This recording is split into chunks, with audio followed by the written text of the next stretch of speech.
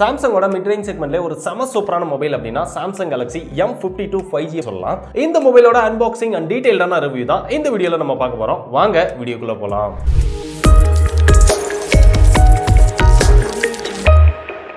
இந்த mobile phone launch பண்ணி கிட்டத்தட்ட 4 மாசம் ஆயிடுச்சு. 4 மாசம் ஆனாலுமே இந்த மொபைல் ஃபோனுக்கான கிரேஸ் வந்து இன்னும் குறையவே இல்லை அப்படின்னு சொல்லலாம். அதுக்கு முக்கியமான காரணம் என்ன, சாம்சங் வந்து அவங்களுடைய மிட் ரேஞ்ச் செக்மெண்ட்லேயே மோஸ்ட் பவர்ஃபுல் ப்ராசஸரோட இந்த மொபைல் ஃபோன் வந்து லான்ச் பண்ணியிருக்காங்க.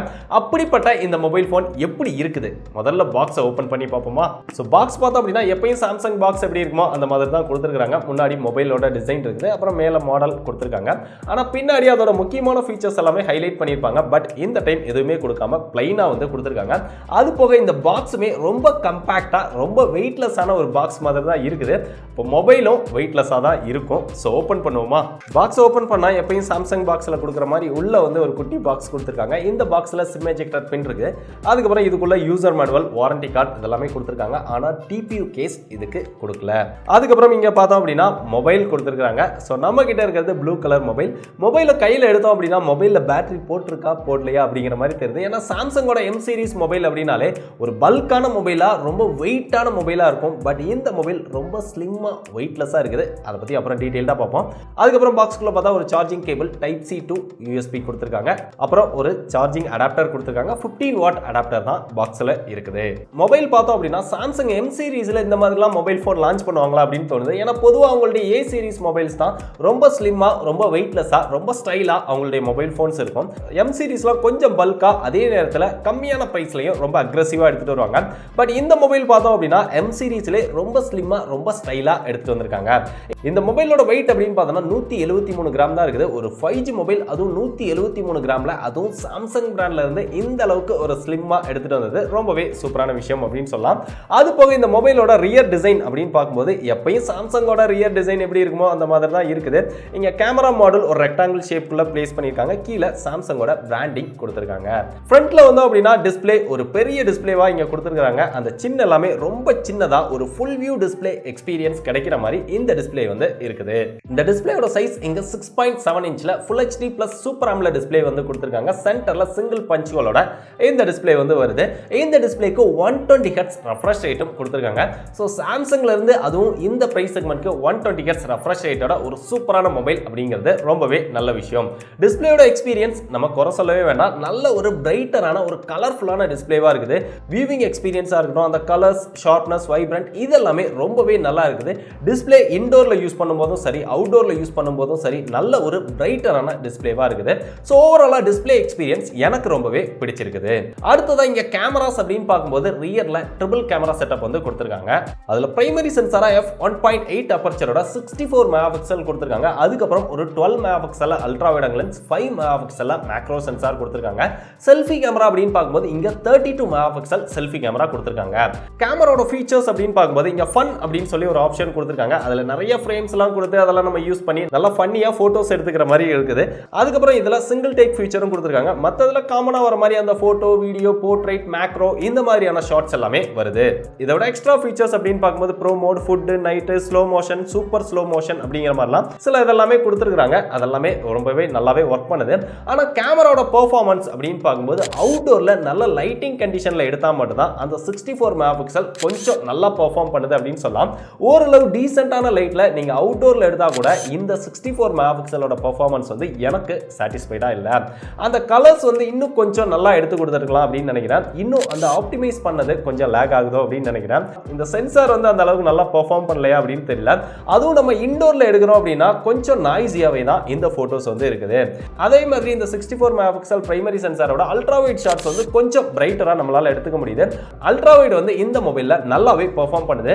இந்த பிரைஸ் செக்மெண்ட்ல இருக்கிற பெரும்பாலான மொபைல்ஸ்ல அல்ட்ரா வைட் வந்து கொஞ்சம் டார்க்கான போட்டோஸ் தான் வரும். பட் இதுல நல்லாவே பெர்ஃபார்ம் பண்ணுது. அதுக்கப்புறம் இங்க மேக்ரோ ஷாட்ஸ் அப்படின்னு பார்க்கும்போது மேக்ரோ வந்து நம்மளால நல்லாவே எடுத்துக்க முடியுது. நல்ல குவாலிட்டியான போட்டோஸ் வந்து எடுத்துக்க முடியுது. கலர்ஸும் நல்லாவே எடுத்து தருது. ஸோ ஓவராலா ரியர் கேமரா வந்து அந்த பிரைமரி சென்சார் வந்து எனக்கு அந்த அளவுக்கு சாட்டிஸ்ஃபைடா இல்ல. அப்படி இங்க செல்ஃபி கேமரா அப்படின்னு வரும்போது இங்க 32 மெகாபிக்சல் செல்ஃபி கேமரா கொடுத்துருக்கோம் அப்படின்னு சொல்றாங்க. பட் அந்த அந்த 32 மெகா பிக்சல் கேமராவோட பெர்ஃபார்மன்ஸ் அப்படின்னு பார்க்கும்போது அந்த அளவுக்கு நம்மளுடைய எதிர்பார்ப்பை பூர்த்தி பண்ற மாதிரி இல்ல. அவுட்டோர்ல நல்ல லைட்டிங்ல எடுக்கும்போது போட்டோஸ் வீடியோஸ் இது ரெண்டுமே நல்லாவே பெர்ஃபார்ம் பண்ணுது. எனக்கு ரொம்பவே பிடிச்சிருக்குது. கலர்ஸும் நல்லாவே ஆப்டிமைஸ் பண்ணி எடுத்து தருது. பட் இன்டோர்ல எடுக்கிறோம் அப்படின்னா அந்த போட்டோ குவாலிட்டி வந்து ஓரளவு சாட்டிஸ்ஃபைடா இல்ல. இன்னும் கொஞ்சம் ஆவரேஜான லைட்டிங் இருக்கிற இடத்துல எடுக்கிறோம் அப்படின்னா ரொம்ப நாய்ஸியா தான் அந்த போட்டோஸ் வருது. மற்றபடி போர்ட்ரைட் ஷாட்ஸ் இதோட எட்ஜ் டிடெக்ஷன் இதெல்லாமே ரொம்பவே பெர்ஃபெக்ட்டா இருக்குது. ஸோ ஓவராலா கேமரா வந்து அபோவ் ஆவரேஜ் தான் இது வந்து பெர்ஃபார்ம் பண்ணுது. ரொம்ப ஒரு எக்ஸலண்டான கேமரா பெர்ஃபார்மன்ஸ் கொடுக்குது அப்படின்னு சொல்ல முடியல. அடுத்து இந்த மொபைல்ல இருக்கக்கூடிய ஒரு பெரிய பிளஸ் என்ன, ஸ்னாப்டிராகன் 778ல இந்த மொபைல் வந்து வருது. ஸோ ஸ்னாப்டிராகன் 778ஓட பெர்ஃபார்மன்ஸ் நம்ம சொல்லவே வேண்டாம். 700 சீரிஸ்ல ஒரு மோஸ்ட் பவர்ஃபுல் ப்ராசஸர் இது. அது மட்டும் இல்லாம இது வந்து ஒரு 6nm ப்ராசஸர். ரொம்ப ஒரு பவர் எஃபிஷியன்சியான ப்ராசஸர். இதுல 120 Hz ரெஃப்ரெஷ் ரேட் இருந்தாலுமே இங்க 6nm ப்ராசஸர் கொடுத்திருக்கிறதுனால அதை யூஸ் பண்றதுக்கு ரொம்பவே நல்லா இருக்குது. நம்ம யூஸ் பண்ணும்போதும் 120 Hzல நம்ம யூஸ் பண்ணாலும் பெருசா வந்து பேட்டரி வந்து ட்ரெயின் ஆகிற இஷ்யூ இல்ல. அது போக இங்க பெர்ஃபார்மன்ஸ் அப்படின்னு பார்க்கும்போதும் செம்மையான பெர்ஃபார்மன்ஸ் இருக்குது. கேமிங் எல்லாமே எந்த ஒரு லாகும் இல்லாம நம்மளால ஹையர் எண்ட் கேம்ஸ் எல்லாமே நல்லா விளையாட முடியுது. நானும் நிறைய கேம்ஸ் வந்து விளையாண்டு செக் பண்ணி பார்த்தேன். ஆனா கண்டினியூஸா கேம் விளையாடுறீங்க அப்படின்னா இந்த மொபைல் வந்து கொஞ்சம் அந்த ஹீட் வந்து நம்மளால நல்லாவே உணர முடியுது.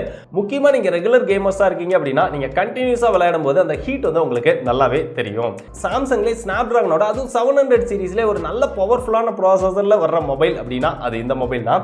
ஸோ அந்த விதத்தில் பெர்ஃபார்மன்ஸ்லையும் இந்த மொபைல் வந்து எல்லா விதத்திலுமே நம்மளை சாட்டிஸ்ஃபை பண்ணுது. இதுல சாஃப்ட்வேர் அப்படின்னு பார்க்கும்போது இப்போ வரைக்குமே இதுல Android 11ஓட One UI 3.1 இருக்குது. நவம்பர் வரைக்கும் செக்யூரிட்டி பேட்சோட அப்டேட் வந்திருக்குது. நான் லேட்டஸ்டா அப்டேட் பண்ணி பார்த்துட்டேன். ஸோ இப்போ வரைக்கும் நவம்பர் வரைக்கும் செக்யூரிட்டி பேட்ச் அப்டேட் வந்திருக்குது. ஸோ சாஃப்ட்வேர் இதுல இன்னும் Android 12 வந்து ரோல் அவுட் பண்ணல. எப்போ கொண்டு வராங்க அப்படிங்கிறது தெரியல. ஒருவேளை அப்டேட் வந்தது அப்படின்னா நம்முடைய டெலிகிராம் குரூப்ல அப்டேட் பண்றேன். ஸோ தேவைப்படுறவங்க ஃபாலோ பண்ணி வச்சுக்கோங்க. டிஸ்கிரிப்ஷன்ல லிங்க் இருக்குது. சாஃப்ட்வேரோட எக்ஸ்பீரியன்ஸ் அப்படின்னு பார்க்கும்போது One UIயோட எக்ஸ்பீரியன்ஸ் எப்படி இருக்குமோ அதே மாதிரி தான் இருக்கு. எல்லாமே நல்லாவும் கொடுத்துருக்காங்க. ஆனா இங்க எக்கச்சக்கமான ப்ளோட்வேர்ஸ் வந்து தேவையில்லாம கொடுத்து வச்சிருக்காங்க. நிறைய bloatwares Dailyhunt, Snapchat, Josh, Spotify, Netflix, Amazon Prime Video, Byju's இந்த மாதிரி எக்கச்சக்கமான ப்ளோட்வேர்ஸை ப்ரீ இன்ஸ்டால்டா கொச்சன்னு இன்ஸ்டால் பண்ணி வச்சிருக்காங்க. ஒரு பிரீமியமான ஸ்மார்ட் போன் பிராண்ட் கூட இவ்வளோ ப்ளோட்வேர்ஸை ஏன் கொடுக்குறாங்க அப்படின்னு தெரியல. பட் பெரும்பாலான ப்ளோட்வேர்ஸை நம்மளால அன்இன்ஸ்டால் பண்ணிக்க முடியுது. அந்த விதத்தில் எக்ஸ்பீரியன்ஸ் வந்து பெட்டரா இருக்குது அப்படின்னு சொல்லலாம். அடுத்ததான் இந்த மொபைலோட பிளேஸ்மெண்ட் அப்படின்னு பார்க்கும்போது டாப்ல ஒரு செகண்டரி நாய்ஸ் கேன்சலேஷன் மைக் கொடுத்துருக்காங்க. ரைட் சைடில் வந்து அப்படின்னா வால்யூம் அப் டவுன் பட்டன் கொடுத்துருக்காங்க. அதுக்கு கீழேயே ஃபிங்கர் பிரிண்ட் சென்சார் வந்து கொடுத்துருக்காங்க. ஃபிங்கர் பிரிண்ட் சென்சார் வந்து பவர் பட்டனோட வந்துருது. அதோட பெர்ஃபார்மன்ஸ் ரொம்பவே எக்ஸலண்டா இருக்குது. நம்ம கை வச்சு எடுக்கிறதுக்குள்ள அன்லாக் ஆயிடுது. பாட்டம்ல அப்படின்னு பார்க்கும்போது ஒரு ஸ்பீக்கர் வருது. சிங்கிள் ஸ்பீக்கர் தான் இந்த மொபைல்ல இருக்குது. அதுக்கப்புறம் சார்ஜிங் போர்ட், மைக். லெஃப்ட் சைடில் வரும்போது சிம் ஸ்லாட் கொடுத்துருக்காங்க. இங்க ஹைபிரிட் சிம் ஸ்லாட் தான் இருக்குது.